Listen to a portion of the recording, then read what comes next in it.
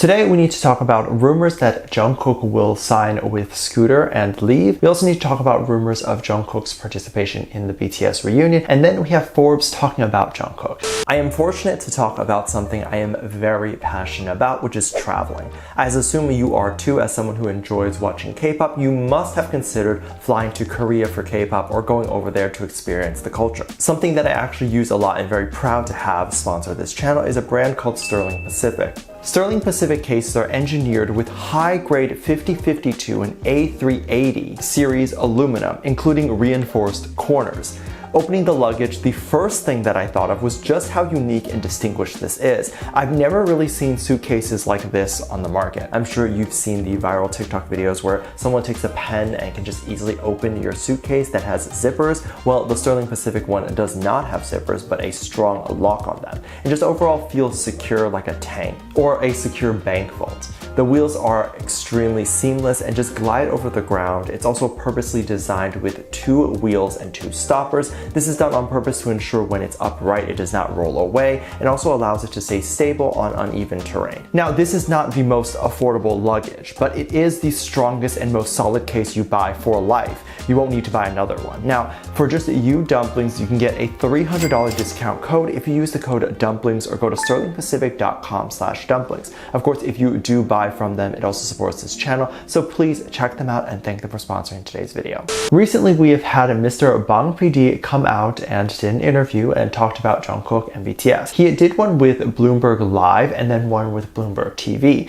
Judging by his outfit in each interview, it seemed like they were both on separate days, and I actually want to talk about the entirety of both interviews and what happened. Bloomberg TV was the one he did in a closed studio with just one other person and then a translator, as Bloomberg Live was done in front of a live audience. Of course, the topic of BTS and them being the biggest act of HYBE is going to be a big topic of conversation. I also want people to understand that this is a Bloomberg interview, so they are not talking about BTS as entertainment. They are not doing it even to satisfy fans. They're doing it because it's useful and important knowledge to investors. In fact, if companies are not transparent or as transparent as they can be to inform investors, then they could potentially get a lawsuit. So I just want people to know that that is the point of these interviews and segments. It's about money. So I already know in like a few days or a little bit, there'll likely be backlash from this interview or something to say that HYBE only cares about money. Well, that is literally the point of why they're doing this and why Bloomberg is even hosting it. So what is something that happened that was very interesting? The interviewer asked how involved Scooter Braun was in the process of the song 3D and even some of the other songs. Well, Jung Kook apparently told HYBE that he actually didn't know if he wanted to make an album or not. And quite frankly, he didn't even know what sound he was looking to do. And before we get further into this, I would like to point out that every hater or person saying that HYBE is the one who has stopped Jung Kook from making music or refused to push him needs to formally give HYBE an apology, because it seems like what we are seeing today is that sometimes when Jung Kook is not working, that is his own choice not to work. The BTS members have reached freedom, meaning they can literally go the rest of their lives without lifting a finger and be perfectly fine and very comfortable. A lot of artists only keep working very hard because their lifestyle ends up being just as expensive as their income. So they have to keep working. But BTS has made so much money that their lifestyle can go up and their savings will still be significant, meaning the boys might opt to take some time to themselves and create leisurely. Jung Kook may not want the pressure of creating his own music and doing his own album. It was shocking to hear when Bang PD talked about the fact that Scooter Braun actually has a very significant role in helping Jung Kook further his solo stuff. Apparently, Scooter heard 3D and or 7 and decided that this was a great song to buy, and he bought it from whoever. I think Scooter held on to the song for a little bit and then later decided that the song would be absolutely huge if Jung Kook sang it, and then gave it to Bang PD, who let Jung Kook hear it. Jung Kook then decided that although he didn't initially want to make an album or do these songs, if he got the opportunity to make music like what Scooter showed him, Jung Kook would be down to do it, and thus 3D and 7 were born.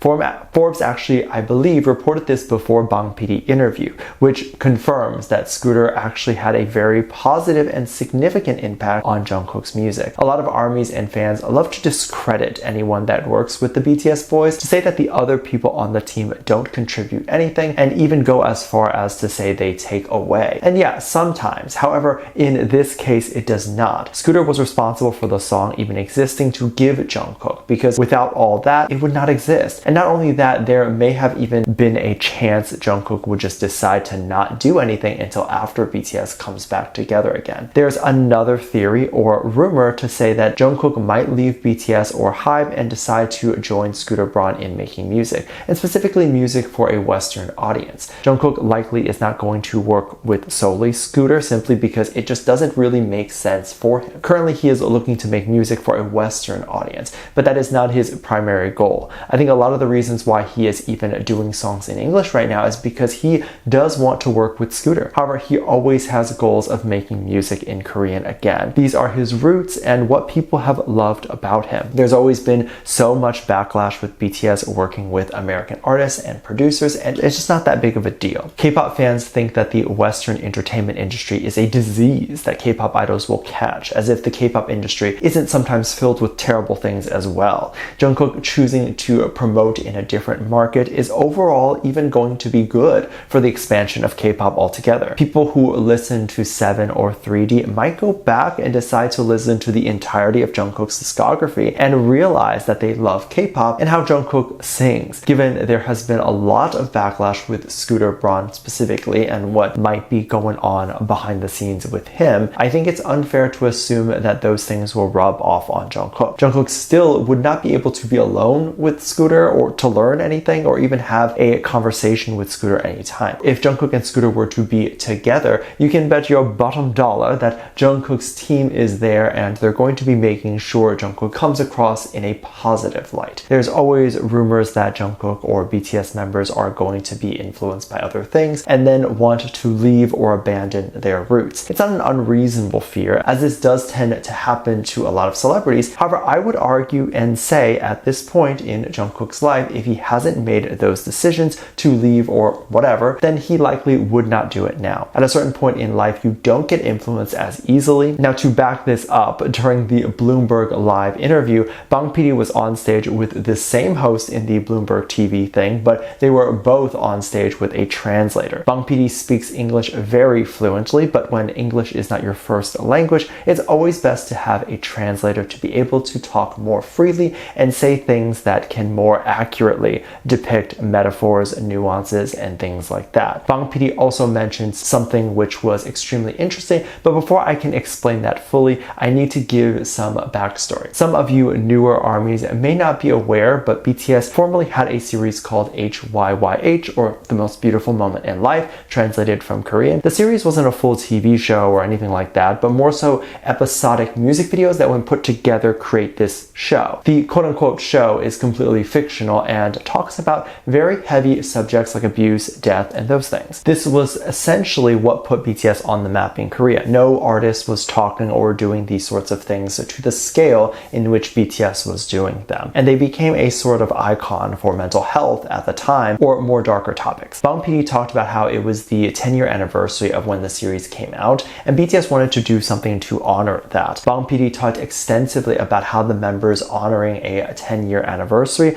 likely with new content, was something that was always in the cards for them, and whether they would have decided to do it with HYBE or not, they would have done it together without a different label. Meaning this 10-year celebration or content being released was always going to happen, and it was going to happen with all 7 of them. Meaning whether they stayed with HYBE or not, they were never planning on disbanding, but literally if they left HYBE, they would just be going to another label. However, staying with HYBE would be the easier choice, as everyone there is already familiar with BTS working styles, flaws, and shortcomings, and familiar with what accommodations they like. And then on top of that, it just makes it easier to reproduce the success of The Most Beautiful Moment in Life if it's with the same team. This speaks volumes on this idea that the members have always envisioned a future with each other, and many people in the past have claimed and said many times that Jung Kook or even any specific member does not want to be with BTS, or that Jung Kook is going to leave BTS to pursue his own solo stuff. It's completely wrong. There is literally no thought from any of the members to each other, and it seems like they would literally like to keep working with each other until they cannot anymore. And I totally understand people's disbelief with this because it seems too fairy tale-like. But we do live in a bit of a different generation than before. I feel like people in this newer generation actually care a lot less about personal things. Like there's just overall less people saying that they need to buy Lambos and mansions. So there's less of this idea that one person needs to take all the spotlight. But we are starting to see that it's okay for others to share the spotlight. And then on top of that, people have therapy and can learn to really get along and close with the people that are important to them, which a lot of the older generations have never done. But it's not the same with BTS because of course they have hardships, but they're all willing to work it out. Let me know what you think. Make sure you check out Patreon for more videos, link down below. Thanks, just leave a comment right here. Love you, bye.